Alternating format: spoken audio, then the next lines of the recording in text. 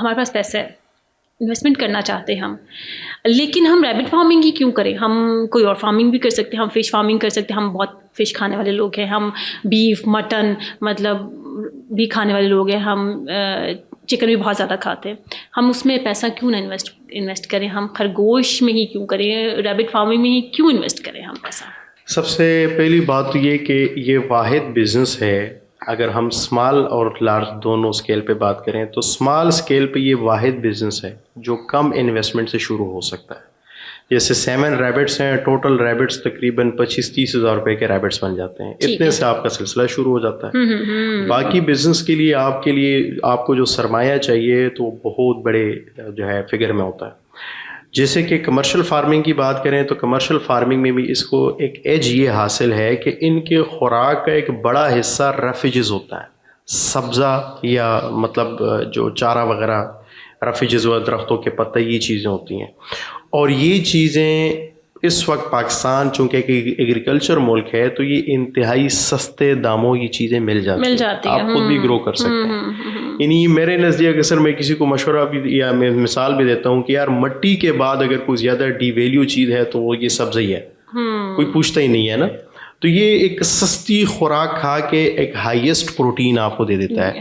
دوسرا, جیسے جیسے آبادی بڑھتی جا رہی ہے, جیسے جیسے جو ہے خوراک کی نیڈ بڑھتی جا رہی ہے, فوڈ انسیکیورٹی کا نام ہم اس کو دے سکتے ہیں, تو اس حساب سے ہمیں مزید فارمنگ کے باقی ماڈلز کی طرف بھی جانا چاہیے. اگر ہم نہیں جائیں گے تو یہ ایک وقت آئے گا کہ جو چکن میٹ آج ہر کسی کے دسترس میں ہے, ایک ٹائم آئے گا کہ ہر کسی کے لیے اویلیبل نہیں ہوگا.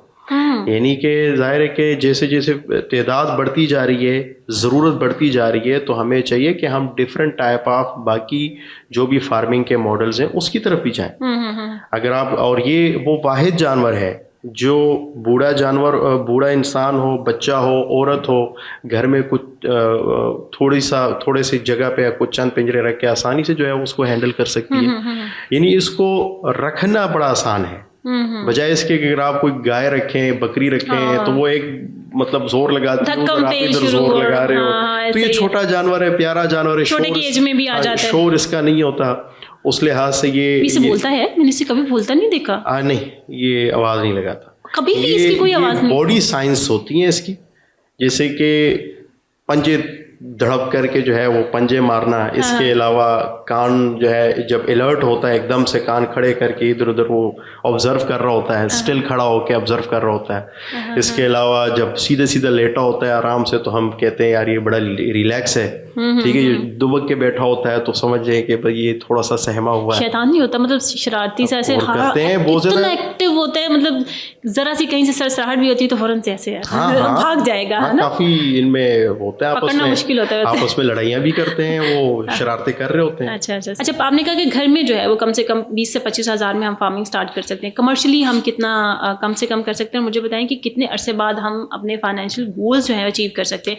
کلیئر ذرا بتائیے گا تاکہ ہمارے انویسٹرز جو ہے انہیں آئیڈیا ہو جائے. جی, چھوٹے سے چھوٹا ماڈل جیسے 60 ریبٹ کا ہے, 60 ریبٹ, یہ وہ ماڈل ہے جو ایک شخص کے پاس اگر تو 7-7.5 لاکھ روپے ہیں تو اتنے پیسوں سے کمرشل فارم شروع کر سکتا ہے, اور اکیلا یہ خود آرام سے یہ ریبٹس اور ان کی پیداوار کو اکیلا یہ سنبھال سکتا ہے, لیکن فل ٹائم جاب کے طور پہ, کسی کو ساتھ بے شک نہ رکھے. جی, اکیلے یہ سارا کچھ ہینڈل کر سکتا ہے. اور اتنے فارم سے آرام سے وہ مہینے کا 70-80 ہزار سے لے کر لاکھ 1.25 لاکھ کے درمیان اتنا وہ جنریٹ کر سکتا ہے, کیونکہ قیمت کا تعلق بھی پھر یعنی منافع کا تعلق جو ہے وہ پروڈکشن سے, اور پروڈکشن میں پھر میل فیمیل اس کی مارکیٹ ویلیو جو ہے اوپر نیچے ہوتی ہے. کتنا کما لے گا وہ؟ یعنی 2.25 لاکھ سے لے کر 1.25 لاکھ کے درمیان جو ہے یہ کتنے مہینے بعد؟ یہ ہر مہینے کی ایوریج ہم بتا رہے ہیں. یہ ہر مہینے کی ایوریج ہے. یہ ہر مہینے کی ایوریج ہے. ٹھیک ہو گیا, صحیح.